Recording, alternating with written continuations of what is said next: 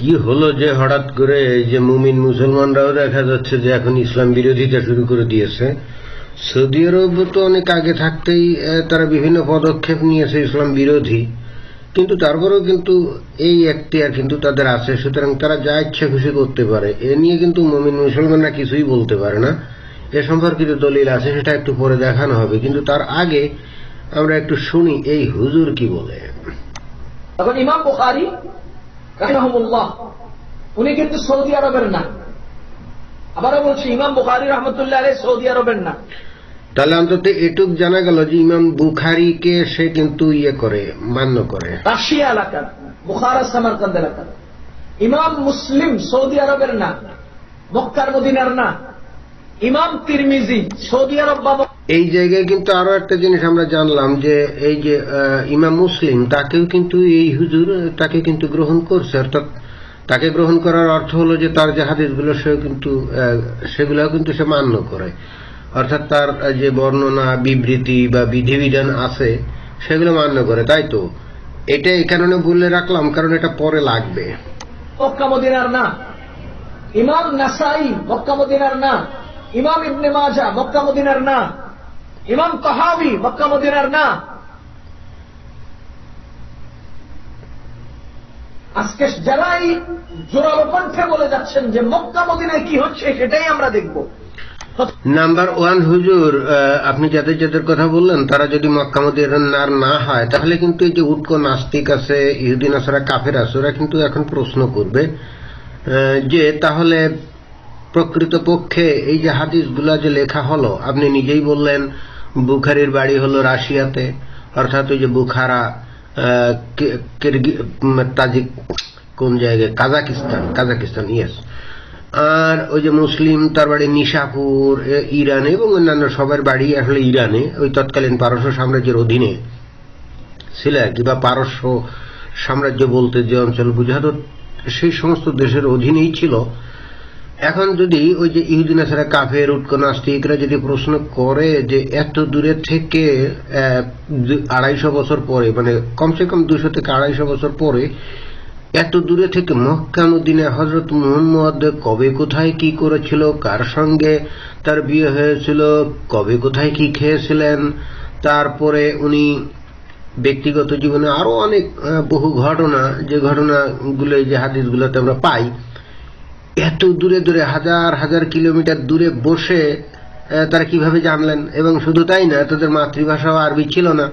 এবং আপনার বর্ণনা অনুযায়ী বোঝাই যাচ্ছে এই সমস্ত হাদিস ব্যক্তিরা, অর্থাৎ বুখারী, মুসলিম, আবু দাউদ, তিরমিজি, ইবনে মাজাহ, নাসাই, এরা কি জীবনেও কোনোদিন মক্কা বা মদিনাতে আসে নাই। তো তাই যদি না এসে থাকে, তাহলে তাদের এই হাদিসগুলো কিভাবে অকাট্য হয়? অর্থাৎ তারা যে হযরত মুহাম্মদের জীবন সম্পর্কে যা কিছুই লিখে গেল, এটা কিভাবে অকাট্য, একেবারে নির্ভুল, নিখুঁত এবং প্রামাণ্য হয়?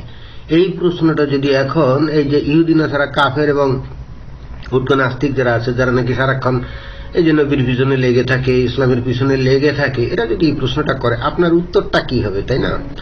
তো আপনি আরো বললেন যে কেউ যদি বলে যে মক্কা মদিনার, ওরা কি বললো এটা ইসলাম না। আচ্ছা ঠিক আছে, আর একটু কথা আপনার শুনি। সৌদি আরবে কি করছে আমরা সেটাই দেখব। তাহলে একটা হাদিসের কিতাবও সৌদি আরবের লোকেরা আমাদেরকে দিতে পারলো না। আপনি ওই যে বললেন যে সৌদি আরবের লোকেরা কি করছে সেটাই দেখবে। হ্যাঁ, এই বক্তব্যটা আবার একটু শুনতে হবে। হ্যাঁ, আজকে যারাই জোরালো কণ্ঠে বলে যাচ্ছেন যে মক্কা মদিনায় কি হচ্ছে সেটাই আমরা দেখব। হ্যাঁ, কেন তারা বলবে না? কারণ আছে, একটু পরেই আমি দেখাচ্ছি। দেখেন কেন কিছু লোক বলে, মানে কিছু লোক মানে যারা নাকি খাঁটি মুসলমান, যারা নাকি নবীর আদর্শ মানে, অর্থাৎ নিজেদেরকে সহি মুমিন পরিচয় দেয়, কেন তারা এই কথা বলে যে মক্কা মদিনায় কি হচ্ছে এটাই আমরা দেখবো? এই যে দেখছেন, এটা কি সহিহ মুসলিম, ইসলামিক ফাউন্ডেশন থেকে প্রকাশিত, তাই না? তো অধ্যায় হল 34, রাষ্ট্র ক্ষমতা ও প্রশাসন। এখানে এই যে 4551 নম্বর হাদিস, এই যে দেখছেন। তো এখানে এই হাদিসটাতে কি বলছে আমরা একটু পড়ি। এখানে বলছে যে হাম্মাম ইবনু মুনাব্বিহ রাহমাতুল্লাহ থেকে বর্ণিত, তিনি বলেন আবু হুরায়রা রাদিয়াল্লাহু আনহু থেকে যে সকল হাদিস রাসূলুল্লাহ সাল্লাল্লাহু আলাইহি ওয়াসাল্লাম থেকে আমাদের কাছে বর্ণনা করেন, তন্মধ্যে একটি হলো যে রাসূলুল্লাহ সাল্লাল্লাহু আলাইহি ওয়াসাল্লাম বলেছেন, লোকজন এই ব্যাপারে কুরাইশের অনুসারী। লোকজন মানে কারা? মুসলমানরা, তাই না? মুসলিমরা মুসলিমদের অনুসারী এবং কাফেররা কাফেরদের অনুসারী, তাই তো? কাফেররা কাফেরদের অনুসারী। তো এটাও হয়তো আপনার বোধগম্য নাও হতে পারে। আমরা তার পরবর্তী হাদিসটা ওই একই সহিহ মুসলিম ইসলামিক ফাউন্ডেশন অধ্যায় 34 রাষ্ট্র ক্ষমতা ও প্রশাসন, আমরা সেখান থেকে ওই যে 4552 যে হাদিসটা আছে আমরা সেখানে দেখতে পারি। এখানে কি বলছে? জাবির ইবনে আব্দুল্লাহ রাদিয়াল্লাহু আনহু থেকে বর্ণিত, তিনি বলেন যে নবী সাল্লাল্লাহু আলাইহি ওয়াসাল্লাম বলেছেন, লোকজন ভালো মন্দ উভয় ব্যাপারেই কুরাইশের অনুসারী। এই লোকজন বলতে কাদেরকে বুঝাচ্ছে? মুসলমানদেরকে বুঝাচ্ছে, তাই তো? তা মুসলমানদেরকে যদি বুঝায় থাকে তাহলে তারা এই সব মুসলমান কাদের অনুসারী হবে? কুরাইশের অনুসারী হবে।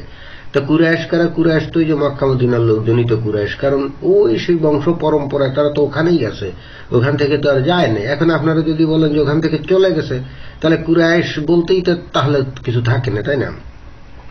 কিন্তু আপনারা বললে তো হবে না, কারণ হচ্ছে যে ওদের আদি ভূমি হচ্ছে ওটা আপনাদের মতে, তাহলে ওদের বংশ পরম্পরায় ওখানেই আছে। হ্যাঁ, অনেক পুরুষ হয়ে গেছে হয়তো বা, সো হোয়াট, তারাই ওখানে আছে। অন্য কথায় এই কুরাইশের অনুসারী বলতে আরব বুঝাচ্ছে, অর্থাৎ আরবের অনুসারী, অর্থাৎ এখানে গোটা দুনিয়ার মুসলমানরা আসলে কুরাইশদের মানে আরবদের অনুসারী, এটাই বুঝাচ্ছে।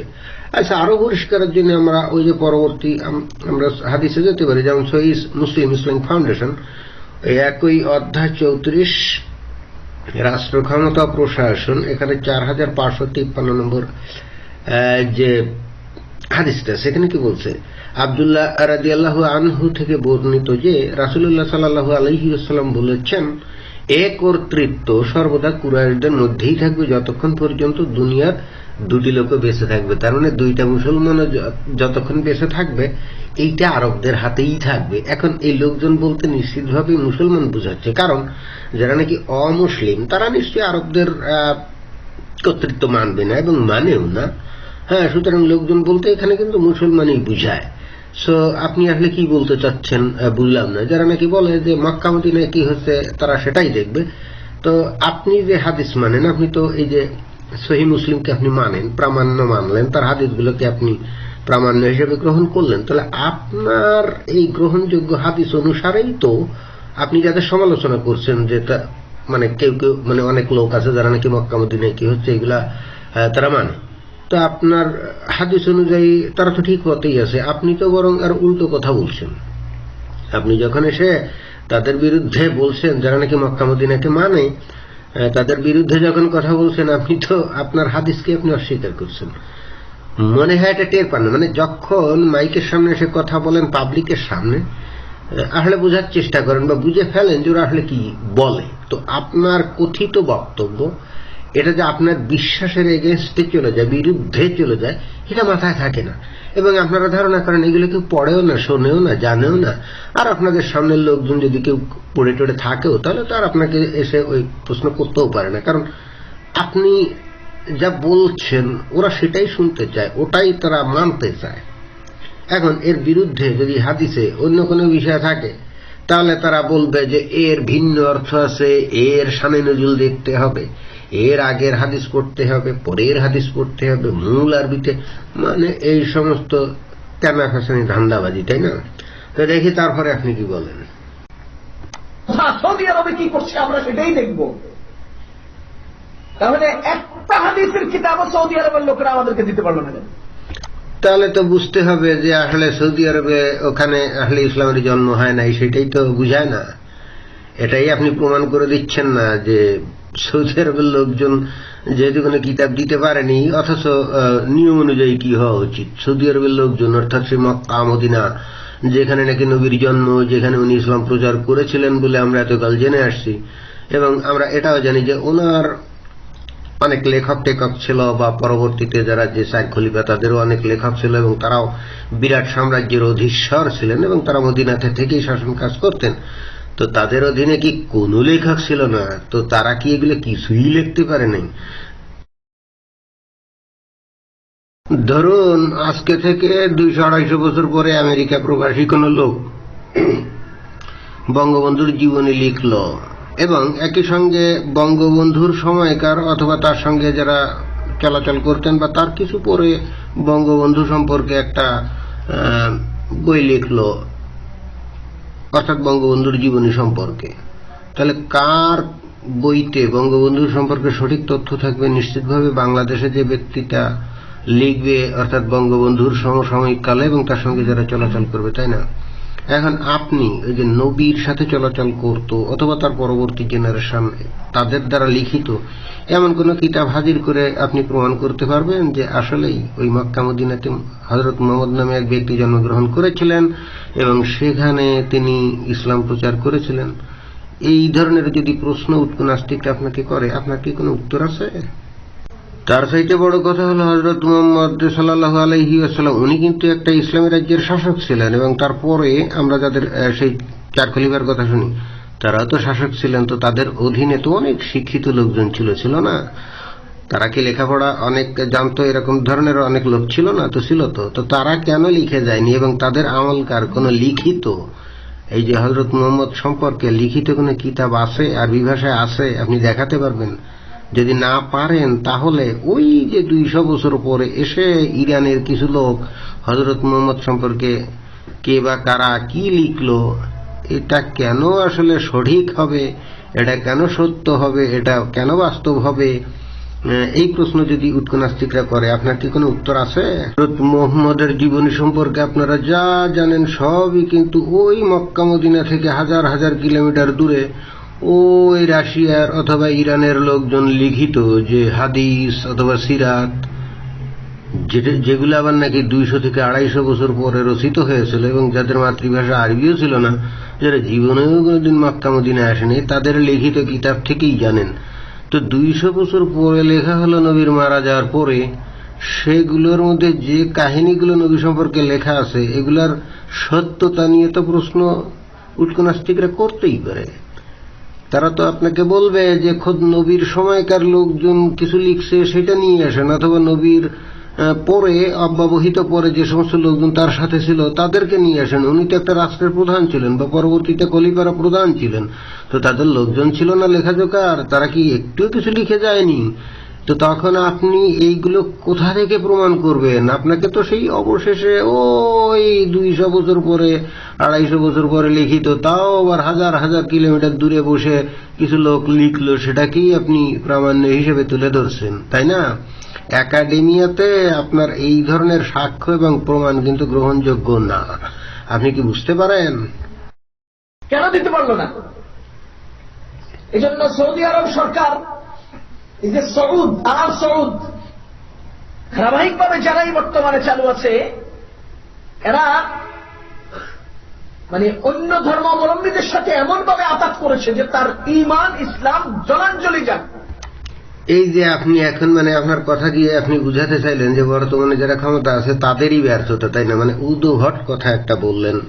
এখন আসলে এটাই বুঝাতে চেয়েছেন কিনা সেটাও কিন্তু একটা প্রশ্ন। তারপরে যদি আমি ধরি যে আপনি সেটাই বুঝাতে চাইলেন যে বর্তমান সৌদ যে সরকার মানে রাজ পরিবার, তারা কেন এই ধরনের কোন কিতাব উপহার দিল না? আরে ভাই, এরা তো আসছে ক্ষমতায় সেদিন, এরা নবীর আমলকার জীবনী বা তার সম্পর্কে হাদিস কিভাবে আপনাকে উপহার দেবে? কি উদ্ভট কথাবার্তা বলেন। ধর্মবিদ নিঃশেষ হয়ে যাক, তাদের ক্ষমতা তারা টিকিয়ে রাখতে চায়। এবং এইটা দিয়ে আরো তো আপনি একটা মানে অব্যাহত একটা জিনিস প্রমাণ করে দিচ্ছেন যে দেখুন যে আপনি যতই এখানে হুজুরগিরি করেন না কেন, আপনার সাথে আরবি কিন্তু এই আরব দেশের লোকজনই বেশি পড়ে, তাই না? বোঝে আরবি ভাষাটা, তো যেহেতু তাদের মাতৃভাষা, তাহলে আরবি ভাষা আপনি বেশি বুঝেন না, তারা বেশি বুঝে। আপনি যতই আরবি পড়েন না কেন, আপনি নিশ্চয় আরবদের চাইতে আরবি ভালো বুঝেন না। এখন ওই আরব দেশের লোকজন যদি কোরআন হাদিস যা নাকি আরবিতে লেখা, যেটা নাকি ছিল হযরত মুহাম্মদ সাল্লাল্লাহু আলাইহি ওয়াসাল্লামের মাতৃভাষা, তো সেই ভাষার জিনিস যদি সৌদি আরবের লোকেরা বুঝে এখন ওই ভিন্ন ধর্মী লোকদের সাথে ওঠা বসা করে, দোস্তালি করে, তাদের সাথে খাই খাতির করে এবং তাদের আদর্শ অনুসরণের যদি চেষ্টা করে থাকে, এখন উৎকোনাস্তিকরা তো এখন এটাকে এরকম ভাবে যুক্তি দেখাবে যে তাহলে ওরা নিশ্চিতভাবেই কোরআন হাদিস পড়ে বুঝে গেছে এগুলো আসলে মানে এর মধ্যে কোন রকম কোন নাই, যৌক্তিকতা নাই। মানে ইসলাম সম্পর্কে যে জিনিসটা বলা হয়, প্রচার করা হয়, বা আপনারা যা জানেন এগুলো আসলে সঠিক না, এই জিনিসটা ওরা বুঝে গেছে। এবং তারা বুঝে গেছে যে এই ইসলাম ধর্ম একমাত্র সঠিক ধর্ম না, অথবা একমাত্র সত্য ধর্ম না, বা আদৌ সত্য ধর্ম না। এখন উৎকনাস্তিকরা যদি এই ধরনের যুক্তি খাড়া করে, তাহলে আপনাদের উত্তরটা কি? আমরা কিন্তু সেটা জানতে চাই। আমরা সাধারণ মানুষ, আমরা কিন্তু নিরপেক্ষভাবে আমরা আপনাদের পক্ষ এবং আপনাদের বিরোধী পক্ষ উভয় পক্ষের কথাই আমরা শুনতে চাই, এবং শুনে আমরা কিন্তু একটা সিদ্ধান্ত নিতে চাই যে আসলে কার কথা বেশি যৌক্তিক। কিন্তু আপনি এখন যে পয়েন্ট বা বিষয়গুলো উপস্থাপন করে দিচ্ছেন, আপনি ভিতরের গোমর তো আপনি ভাগ করে দিচ্ছেন, তাই না? আপনি ভিতরের গোমর আপনি ভাগ করে দিচ্ছেন না। সৌদি আরবে 350 সিনেমা হল তৈরি হচ্ছে। সৌদি আরবের মেয়েরা সারা রাজ্যে যখন যখন যেদিকে যেতে পারবে, কোন ধরা বাধা নাই, কেউ জিজ্ঞাসাবাদ করবে না, কানুন করেছে। মেয়েরা ড্রাইভিং করবে, করুক। কয়দিন আগে ওই যে ইন্ডিয়ান সালমান খানকে আইনা সৌদি সরকার সহ এখানে কনসার্ট উদ্বোধন করেছে, সিনেমা হল উদ্বোধন করেছে। সৌদি আরব কেন আমার জন্য দলিল হবে? খোদার কসম, যদি মক্কা এবং মদিনা সৌদি আরবে না থাকতো, তাহলে মুসলিম জাতি সৌদি আরবের দিকে পেশাবো করত না। এইটা তো আপনি এখনই তো আপনার অবস্থা খারাপ হয়ে গেল। আপনি সৌদি আরবে পেশাব করতেও যাইতো না, এই কথা বলে তো আপনি নবীকেই অপমান করলেন, তাই না? নবীর মাতৃভূমিকে অপমান করলেন। অথচ আপনার নবী কিন্তু আবার ওই যে আপনার অনুমোদনকৃত বা আপনার কাছে গৃহীত যে হাদিস, সেখানে কিন্তু নবী বলে গেছে যে দুনিয়ায় 2টা মুসলমান যত থাকা পর্যন্ত তারা কিন্তু এই আরবদের আনুগত্য করবে। আর আপনি এখন তাদের বিরুদ্ধে আপনি বিদ্রোহ ঘোষণা করে দিয়েছেন, তাই না? তো এর ফলে কিন্তু আপনি ইসলামের খাতা থেকে কিন্তু আপনি বাতিল হয়ে গেছেন, মানে ইসলাম মুসলমানদের খাতা থেকে আপনার নাম কাটা হয়ে গেছে। কারণ আপনি নবীর নির্দেশিত হাদিসের বিরোধিতা করলেন। তো নবীর বিরোধিতা করলে সে কি মুসলমান থাকে নাকি? গেল 1 নম্বর পয়েন্ট। আর নাম্বার 2, ওই যে আপনি বললেন যে সেখানে এই 350টা সিনেমা হল হবে, সেখানে নারীরা এখন একে একে এদিক ওদিক চলতে পারে। তারপর সালমান খান যাওয়ার পরে সেখানে বিশাল অনুষ্ঠান হয়েছে। সুতরাং এ থেকে তো পরিষ্কার বোঝাই যাচ্ছে তারা উপরে হয়তো এখনো ডিক্লারেশন দেয়নি, কিন্তু ভিতরে ভিতরে তারা ইসলাম ত্যাগ করে ফেলছে। এটা কিন্তু বলা যায় না। এটা কি বলতো, মানে উটকো নাস্তিকরা তো এই ধরনের কথা বলতে পারে, হ্যাঁ ডিক্লারেশন দেয় নাই, কিন্তু ভিতরে ভিতরে তারা ইসলাম মানে না, বা ইসলামকে ভুল বা মিথ্যা বা একটা ভ্রান্ত রাস্তা বলে পরিত্যাগ করেছে। সুতরাং এর থেকে ওই যে উটকো নাস্তিকরা যদি চূড়ান্ত উপসংহারে আসে, যেটা একটু আগেই বললাম, যেহেতু আরবি তাদের মাতৃভাষা, আপনার না, তাহলে আপনার চাইতে কোরআন হাদিস তারাই বেশি বোঝে, এবং বুঝে শুনে তারা এই সিদ্ধান্তে উপনীত হয়েছে যে এইটা আসলে কোনো সঠিক রাস্তা না। এবং এটা কিন্তু আপনার যুক্তি দিয়ে আপনি প্রমাণ করে দিচ্ছেন, অর্থাৎ আপনি ভিতর থেকে সব তথ্য আপনি তুলে ধরে দেওয়ার প্রেক্ষিতে উটকো নাস্তিকরা কিন্তু এই ধরনের সিদ্ধান্তে আসতে পারে, কি পারে না? আজকে জমজমের পানিগুলো বস্তা বাইলে আমাদের কাছে বিক্রি করে পয়সা কামায় ওরা, উমরার ভিসা বিক্রি করে আমাদের কাছ থেকে ওরা পয়সা কামায়, হজের ভিসা বিক্রি করে পয়সা কামায়। ওই মক্কা মদিনার আশপাশের বিল্ডিং গুলোর হাই রেট দিয়ে ভাড়া দিয়ে আমাদের কাছ থেকে পয়সা কামায়, আর তেলগুলো সব এদেরকে বিক্রি করে দেয়, এদেরকে দিয়ে দেয়। সারা দুনিয়ার মুসলিমরা ক্ষত বিক্ষত হচ্ছে, ওদের এটা দেখার সময় নেই। তো ওদের দেখার সময় হবে কি? খোদ নবী হযরত মুহাম্মদ সাল্লাল্লাহু আলাইহি ওয়াসাল্লাম উনি নিজেই বুঝে শুনে এই আরবের মরুভূমির লোকজনগুলো যাতে খেয়ে পরে বাঁচতে পারে, এই জন্যই তো এই সমস্ত এই হজ। এটা তো আসলে আগে ওই হজের সময় ওখানে ওই যে ব্যবসা বাণিজ্য হতো, কুরাইশরা সেখানে পানি সরবরাহ করত, খাদ্য সরবরাহ করত, এর দ্বারা তারা অর্থ উপার্জন করত, এটাই ছিল তাদের জীবিকা, তাই না? তো ওটাই বহাল রেখে গেছেন নবী। এগুলো তো আমরা তো আর নিজের কোনো কাহিনী না, আপনাদেরই ওই যে হাদিস সিরাত এগুলো থেকেই আমরা জানি। তো নবী ওটা বহাল করে গেছেন, এবং এই কারণে করে গেছেন যাতে ওনার পরবর্তীতে যারা আছে তারা যেন এইগুলা অর্থাৎ এই ব্যবসাটা চালু রাখতে পারে। তো এখন তারা তো ওই ব্যবসা করবেই, তাই না? এখন আগের সেই 1400 বছর আগের যে কায়দায় ব্যবসা ছিল, এখন তো আর ওই কায়দায় ব্যবসা নেই, এখন তো ব্যবসা ভিন্ন কিসিমের হয়ে গেছে, তারা সেটাই অ্যাডাপ্ট করে। এই জন্য জমজমের পানি বিক্রি করে, তারপরে হজ করতে গেলে আপনার উপরে ট্যাক্স নেয়। হ্যাঁ, তখনও তো ট্যাক্স দিত, তা আপনি দিবেন না কেন?